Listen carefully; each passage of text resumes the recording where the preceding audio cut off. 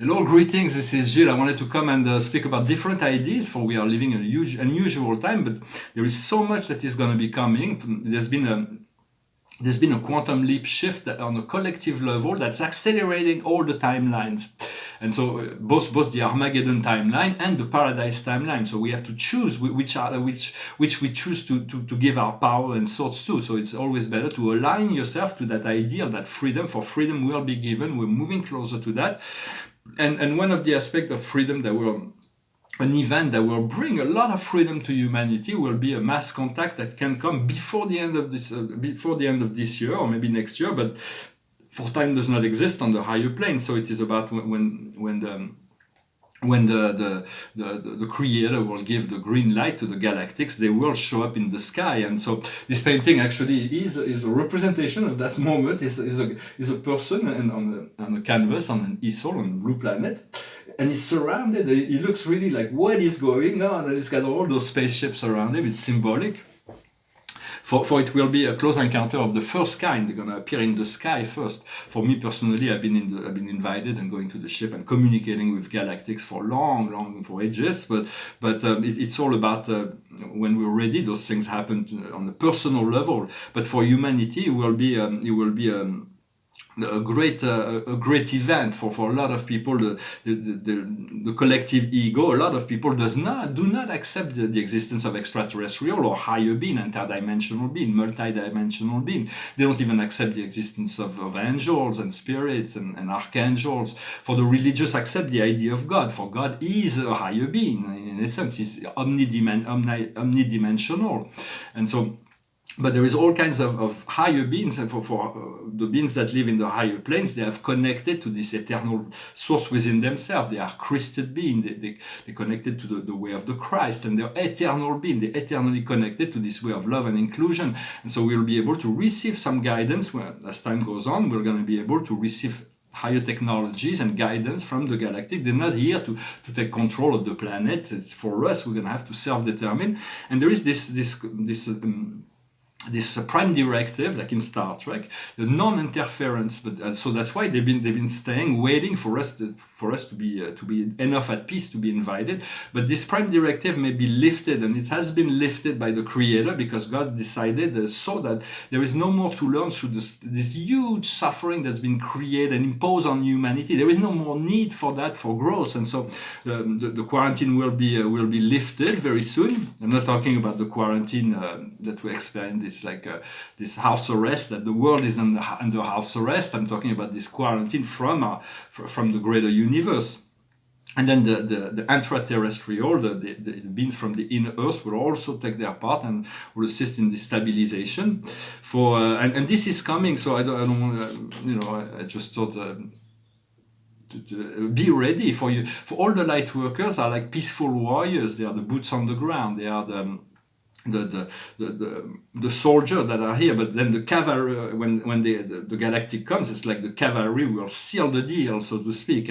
For a lot of the 3D the 3D consciousness of humanity, the collective ego, they believe there's so much is so powerful and so much above it all. Yet when this will happen, a lot of them will have to bow down to that experience and put their tail between the legs and say, "I'm sorry, I didn't mean to abuse the world." For the ETs will greatly assist, and it's going to create a massive awakening when they show up in the sky. We'll see hundreds, thousands of ships in the sky. No matter where we are on the earth, they will be authorized to do that. And so I just thought I prophesized. This is for it's always been prophesized. For my book is ready. I was thinking to write the second book, to start the second book, but I may write a novel very soon. Spirit was talking about that. For the book I've written is a non-fiction. It is an initiation book, but it is quite ready. I'm going to do the English version as well. For right now, on the more down to earth, it is good to take a lot of vitamin C, but independently of what's going on.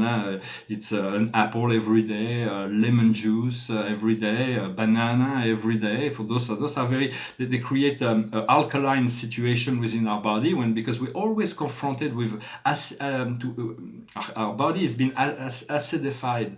It means that all the electronic and a lot of things that we eat create this acidification within the body. body, and we want to alkaline it, to make it peaceful, to make it to for there was a great writer named Aldous Huxley that was saying medical science is making such a tremendous progress that very soon none of us will be well. We could see that, just like George Orwell could see in 1948 all this darker program that was unfolding before him. But we do not want to feed the egregore of fear. We do not want to feed that. If we see all the darkness and we seek to make everybody aware of the darkness, it is like it is giving your power to the dark. So it's about being contemplative. It's like when you swim, you push the water in front of you. The water is just will move away. And so feeding the love, feeding the light, feeding the inclusion, the trust, rather than the mistrust and the fear. And be in the eye of the storm always, because it's going to be the storm will continue to come and to shake this society until we're ready to change. And so just be in the eye of the storm. In the eye of the storm, everything is always peaceful. Everything is, and of course, what if you're at home and you're watching movies? It's better to watch comedies than catastrophic movies. It's like it makes sense not to feed more fear than necessary. Here in France, people were confined for 30 days, and we've been announced that we have another 30 days.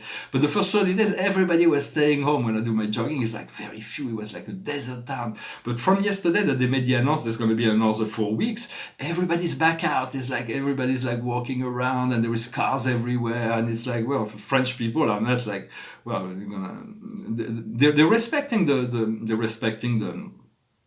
distanciation and so on, but they're not fooled by all that. I'm going to pull a few cards. Well, of course, we always have the right to change our mind, whatever we knew before. And we have to be able to be flexible enough to adapt to whatever we are learning today, whatever is before us. We're learning and growing each and every day.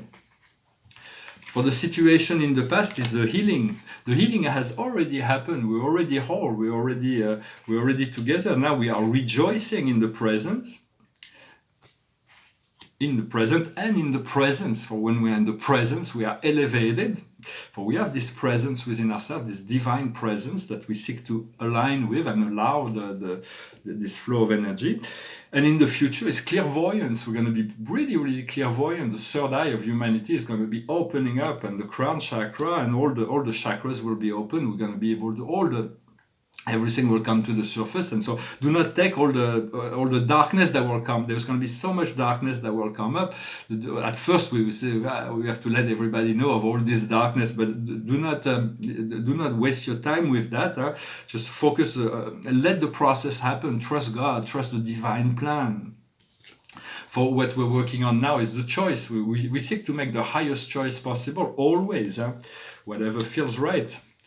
And the outcome is the dreams. Life is a dream. We want to turn the nightmare into a beautiful dream, move from the third and lower fourth dimension to the higher fourth dimension and the fifth dimension.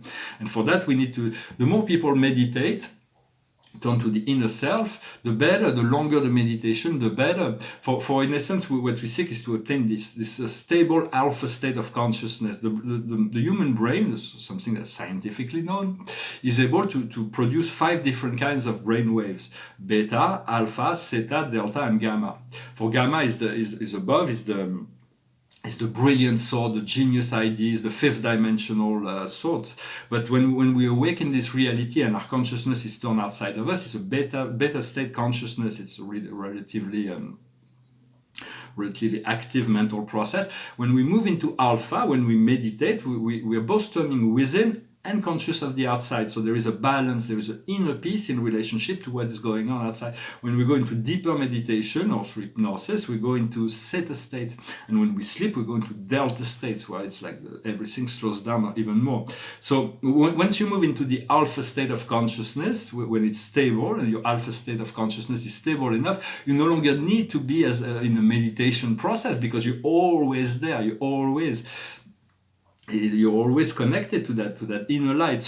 But at the beginning there is no way. The only way to attain it is to find those moments of meditation, to anchor this light within yourself, to meditate on the eternal life of God, to allow yourself to that you imagine you communing with God, you're turning your soul to your source, your creator, or you turn to the light if you don't believe in God. But in essence, it is quite essential to work in that process, to work to tune into the inner self. And so, what else did I want to talk about here? And also in China, China is going to be as consciousness grow, they're gonna have to become aware and responsible with the mistreatment of animals, mistreatment of wild animals, of endangered species, eating cats and dogs. Those things are not acceptable. No, it's like.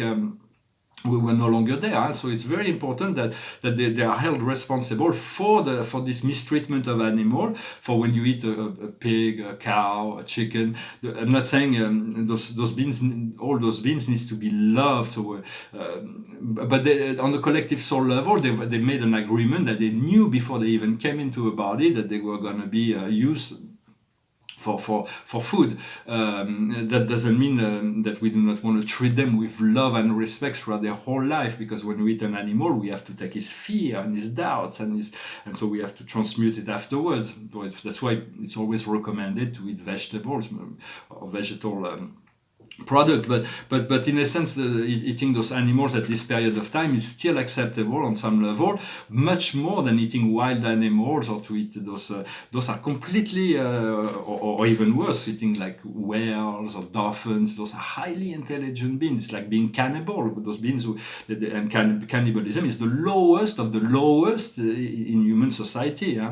So I don't mean to feed the egregor of criticism, but there is an awareness that will come and will become more as time goes on. The galactic will come, will give us technology. We won't need to kill animals. We won't need to destroy the trees for materials. We won't need to draw on this fossil fuel, those energies from the earth. We'll have everything we need to replace all this by far more.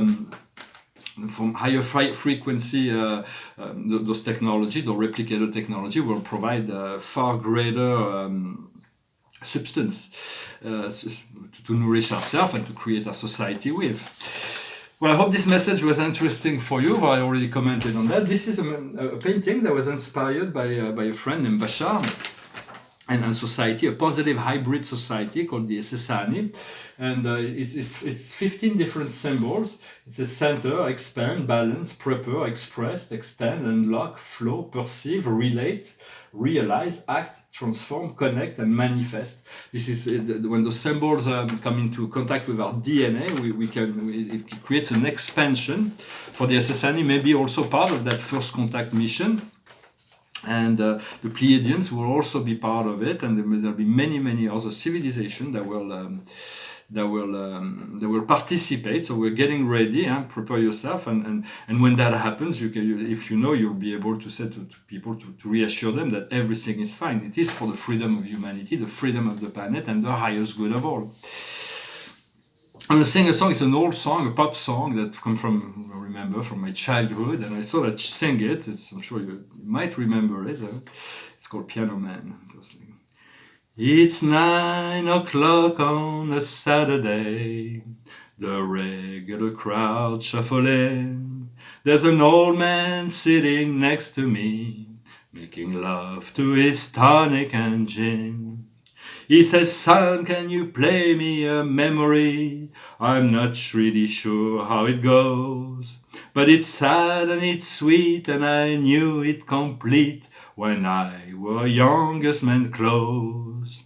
La la la la la la la la la la la la.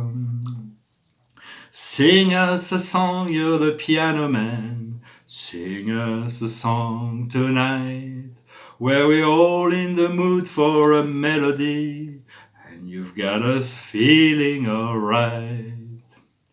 Now John at the bar is a friend of mine. He gets me my drinks for free, and he's quick with a joke or to light up your smoke, but there's someplace that he'd rather be.